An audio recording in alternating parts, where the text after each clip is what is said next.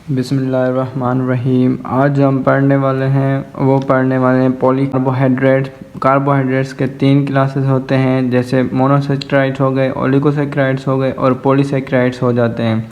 तो हम आज ओलिगोसेक्राइड्स पे डिस्कस करेंगे। ठीक है, ओलिगोसेक्राइड एक क्लास है खुद कार्बोहाइड्रेट्स का जो शॉर्ट चेन पे जो मुश्तमिल होता है। ठीक है, ये शॉर्ट चेन कितने मोनोसेक्राइड्स मिलके बना सकते हैं इसको, ये जो है 2 to 10 मोनोसेक्राइड्स होंगे। किस चीज़ के मोनोसेक्राइड्स कहा जाता है? कार्बोहाइड्रेट्स के जो है वो सिंगल मालिक्यूल को। ठीक है, जो किसी चीज़ को मिलके बनाए तो वो कॉम्प्लेक्स मालिक्यूल होता है, और जो खुद मतलब शॉर्ट होते हैं, खुद सिंगल होते हैं, तो उनको मोनोसेक्राइड कहा जाता है। यहाँ पे एक एग्जांपल दी जाए मोनोसेक्राइड, तो ये मोनोसेक्राइड है और बहुत सारे मोनोसेक्राइड्स जैसे मिलके बनाते हैं वो कॉम्प्लेक्स मालिक्यूल हो जाएगा, और उसको हम आगे जाके 2 हिस्सों में डिवाइड कर देते हैं, एक ओलिगोसेक्राइड और एक पॉलीसेक्राइड हो जाएगा। ठीक है, जो ओलिगोसेक्राइड्स होते हैं वो भी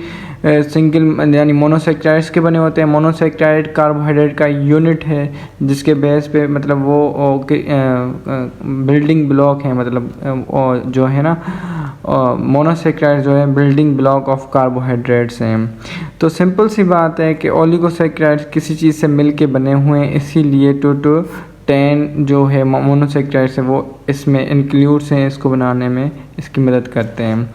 तो आगे बढ़ते हैं, इसके फीचर्स देखते हैं कि मोनोसेक्राइड कितने हो सकते हैं। मैंने पहले बताया 2 to 10 मोनोसेक्राइड्स ओलिगोसेक्राइड्स को बनाते हैं। तो डाइसेक्राइड्स पहला जो है ये ओलिगोसेक्राइड है जो 2 जो है मोनोसेक्राइड से बना हुआ होता है। ठीक है, यहाँ पे मैंने उनकी क्वांटिटी भी मेंशन कर दी है, उसको डाइसेक्राइड्स कहते हैं। उसके बाद ट्राइसेक्राइड्स भी हो जाते हैं जो 3 मोनोसेक्राइड्स मिलके बनाते हैं। और उसके बाद टेट्रासेक्राइड्स यानी जो 4 जो है मोनोसेक्राइड्स मिलके बनाते हैं। उसके बाद आ जाए सो ऑन यानी 10 अगर मोनोसेक्राइड्स मिलके एक ओलिगोसेक्राइड बनाए तो उसको डेकासेक्राइड्स भी कहा जाता है। डेका कहा जाता है 10 को। ठीक है, इसी वजह से सेक्राइड्स यानी शुगर यानी कार्बोहाइड्रेट। उसके बाद आ जाए ओलिगोसेक्राइड्स की जो है वो फीचर, नेचर और उनके काम और सोलिबिलिटी वगैरह पे थोड़ा सा उस पर जो है नज़र डालें। तो पहली बात लिखी हुई है नेचर कि ओलिगोसेक्राइड किस नेचर के होते हैं। ओलिगोसेक्राइड्स जो होते हैं वो कॉम्प्लेक्स देन मोनोसेक्राइड्स होते हैं। मैंने पहले बताया कि ओलिगोसेक्राइड्स कितने यानी 2 to 10 मोनोसेक्राइड से मिलके बने होंगे, यानी 2 से भी बने हो सकते हैं और 10 से भी बने हो सकते हैं। तो यहाँ पे यही बात की जा रही है कि कॉम्प्लेक्स होते हैं किस चीज़ से? मोनोसेक्राइड। जाहिर सी बात है, एक बिल्डिंग है वो तो कॉम्प्लेक्स ही होगी, और जो उसकी ब्रैकेट जो उसकी सिलें होती हैं, ठीक है, उसको बनाने वाली जो ईंटें होती हैं वो जाहिर सी बात है सिंपल होंगी, यानी सिंपल चीज़ें मिलके कॉम्प्लेक्स चीज़ बनाती हैं। तो यहाँ पे यही बात की जा रही है कि कॉम्प्लेक्स देन मोनोसेक्राइड, यानी ये नेचर में जो है वो कॉम्प्लेक्स होंगे किससे? मोनोसेक्राइड से। उसके बाद इसकी टेस्ट पे आ जाएं कि ओलिगोसेक्राइड्स की टेस्ट क्या होती है। तो ओलिगोसेक्राइड्स की टेस्ट जो है वो टेस्ट में लेस होते हैं, यानी लेस स्वीट होती है टेस्ट। यानी अगर मोनोसेक्राइड्स की बात की जाए तो वो जो हैं वो टेस्टी होते हैं, ये उससे कम टेस्ट होगी इसकी भी टेस्ट अपनी होगी, पर ये लेस टेस्ट होंगे, यानी लेस स्वीट होंगे, इतने मीठे नहीं होंगे। उसके बाद हाइड्रोलाइसिस पे आ जाएं। ये एक रिएक्शन है जो हाइड्रोलाइसिस रिएक्शन होता है, जिस चीज़ में रिएक्शन होता है और यील्ड करता है, यानी उसमें अगर वो रिएक्शन हो जाए तो वो कॉम्प्लेक्स से वो है मोनोसेक्राइड्स में कन्वर्ट हो जाता है। अगर मैंने बात की कि ओलिगोसेक्राइड किसी चीज़ के बने हुए होते हैं, जब बनेंगे तो बांड बनाएंगे, और हाइड्रोलाइसिस होंगे तो बांड टूटेगा। ठीक है, वो बांड कौन सा होगा वो आगे हम जाके पढ़ेंगे, ये लिखा हुआ है यहाँ पे। वो ग्लाइकोसाइडिक बांड होता है। जो हाइड्रोलाइसिस जब होंगे तो यील्ड 2 मोनोसेक्राइड, यानी 2 मोनोसेक्राइड्स की बात की जा रही है क्योंकि एक बांड टूटेगा तो दो मोनोसेक्राइड्स निकलेंगे, ठीक है। ये एक बांड है, ठीक है, ये टूटेगा तो दो मोनोसेक्राइड्स निकलेंगे। इसी वजह से यहाँ पे 2 जो है वो मोनोसेक्राइड्स की बात की गई है कि एक बांड टूटेगा। अगर मुख्तलिफ 10 बांड होंगे तो फिर 5 मोनोसेक्राइड्स निकलेंगे उसमें से। उसके बाद बांड्स में आ जाए तो इसमें जो है ओलिगोसेक्राइड्स में बांड कौन से होते हैं, तो ओलिगोसेक्राइड्स में जो है वो बांड जो होता है वो ग्लाइकोसाइडिक बांड होता है। ग्लाइकोसाइडिक बांड जो है वो इसका मेन फीचर है और मेन एमसीक्यूज भी है कि कार्बोहाइड्रेट्स में कौन से बांड्स मौजूद होते हैं, तो वो ग्लाइकोसाइडिक बांड्स मौजूद होते हैं, ठीक है। चाहे ओलिगोसेक्राइड्स हो, चाहे मोनोसेक्राइड्स हो, चाहे पॉलीसेक्राइड्स हो, चाहे सेल्यूलोज हो, कुछ भी हो, कार्बोहाइड्रेट होगा उसमें जो बांड मौजूद होंगे वो कौन से बांड होंगे, वो ग्लाइकोसाइडिक बांड होंगे। एग्जाम्पल पे आ जाते हैं तो इसकी एग्जाम्पल्स में जो है वो माल्टोस मौजूद है। किसकी एग्जाम्पल हम पढ़ रहे हैं, हम एग्जाम्पल पढ़ रहे हैं ओलिगोसेक्राइड्स की। तो जहन में ओलिगोसेक्राइड्स हो तो माल्टोज हो गया, लैक्टोज हो गया और सक्रोज हो गया। ये 3 इसकी मेन एग्जाम्पल्स हैं जो बुक में भी दी गई हुई हैं। उसके फीचर्स पढ़ते हैं। अब माल्टोज जो है वो डायसेक्राइड है, उसके अलावा लैक्टोज भी जो है वो डायसेक्राइड है, उसके अलावा सक्रोज भी जो है वो डायसेक्राइड। अब डायसेक्राइड मैंने यहाँ पे आपको बता दिया था, ये डायसेक्राइड, ठीक है, यानी 2 मोनोसेक्राइड से बना हुआ होगा।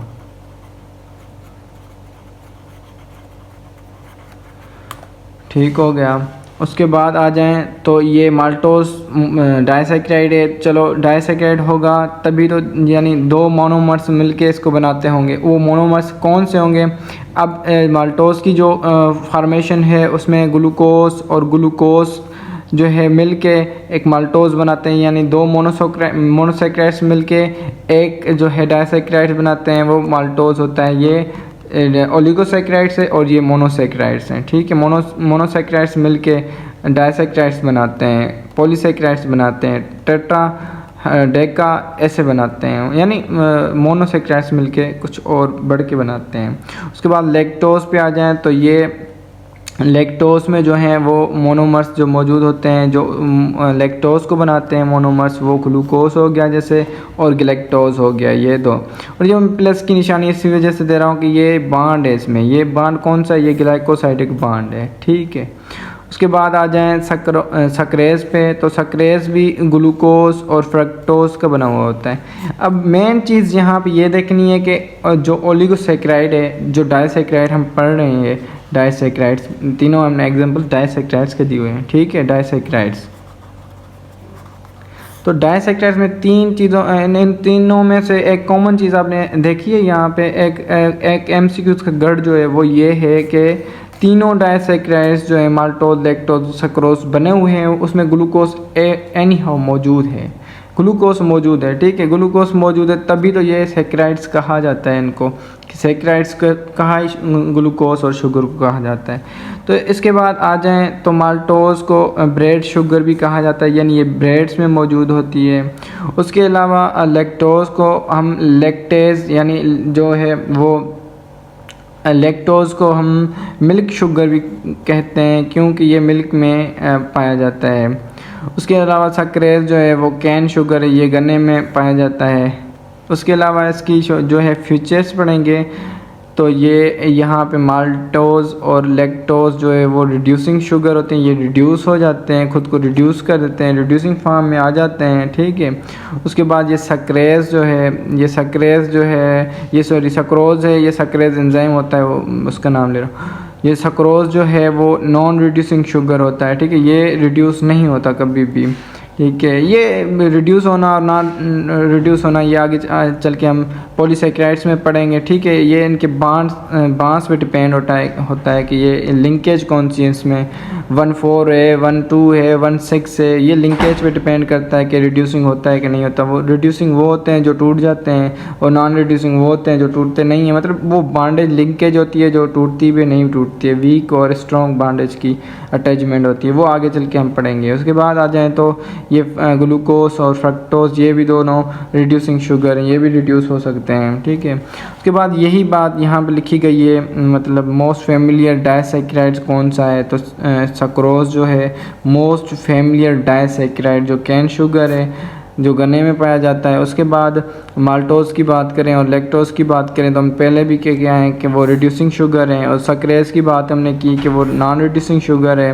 ग्लूकोज और fructose both are the reducing sugar. उसके बाद ये जो चीज़ लिखी गई है कि ओलिगोसैकेराइड्स जो है, ओलिगोसैकेराइड्स में से जो ग्रुप है वो डाइसैकेराइड्स का ग्रुप है, वो जो है less soluble in aqueous water में, यानी एक्वस मीडियम में। यानी ओलिगोसैकेराइड एक खुद ग्रुप है, उसका क्लास है या ग्रुप है खुद, ठीक है, वो डाइसैकेराइड है, हमने डाइसैकेराइड पढ़ा हुआ है। तो डाइसैकेराइड्स में जो है वो लेस सोल्यूबल, यानी ये चीज़, यानी ये जो है ना हमने पढ़ा है माल्टोज, लैक्टोज, सक्रेज, ठीक है, ये जो तीनों हैं मतलब हमने एग्जाम्पल इसी की बात की जा रही है कि ये लेस सोल्यूबल इन वाटर होते हैं, यानी वाटर में कम सोल्यूबल होते हैं। तो ये हमारा शॉर्ट टॉपिक था। तो अगले टॉपिक के लिए हमारे चैनल के साथ रहिए।